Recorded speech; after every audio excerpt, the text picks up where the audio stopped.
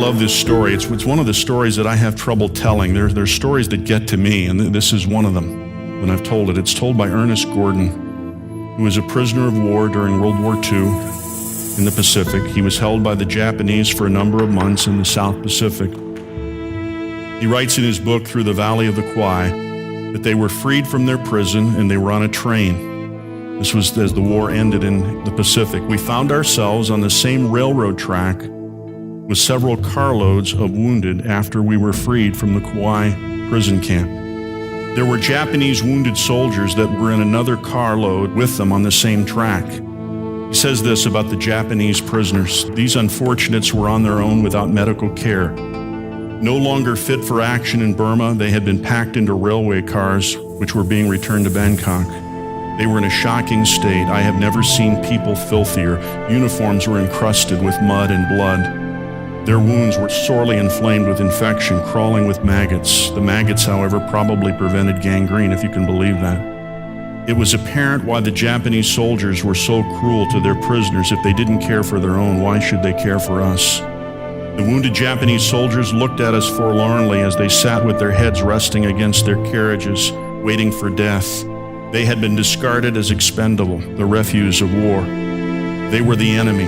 They were more defeated than we had ever been. As prisoners, without a word, most of the officers in my section unbuckled their packs, took out part of their ration and a rag or two, and with water canteens in hand, went over to the Japanese train cars.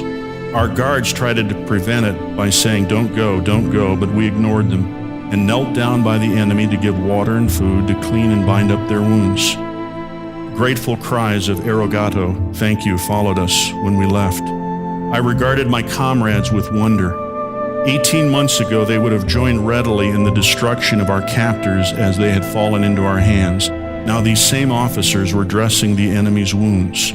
We had experienced a moment of grace there in those blood-stained railway cars. God had broken through the barriers of our prejudice and had given us the will to obey His command, thou shalt love, thou shalt forgive. Those men experienced grace not by receiving it, by giving it. I'm not asking you to forgive somebody who held you captive in a prison camp during the war. I'm not asking you to forgive someone or show grace to someone who mistreated you in a prison situation. I'm saying, can you forgive somebody in your own family? Can you forgive somebody you work with? That's the question in your life and in my life. I have found that people go their whole lives refusing to forgive a person, a family, a church, a college. Got a letter this week from somebody in another state telling me about their daughter's bad feelings toward her college that she will carry with her all her life. Well, at some point, she's going to have to come to terms with that and say, I forgive my college that I went to years ago. Some of you may have bad feelings toward a high school or toward a college, and those are things that people never think of. Some of us have never experienced the grace of God for this reason. We've never given it to anybody. We've never extended the mercy, and then we complain, what's God ever done for me? What's ever done in my life? You see, here's the lesson. To find mercy, show it. To find mercy, show it. To find grace, give it. To experience love, demonstrate it and give it, and you will find it.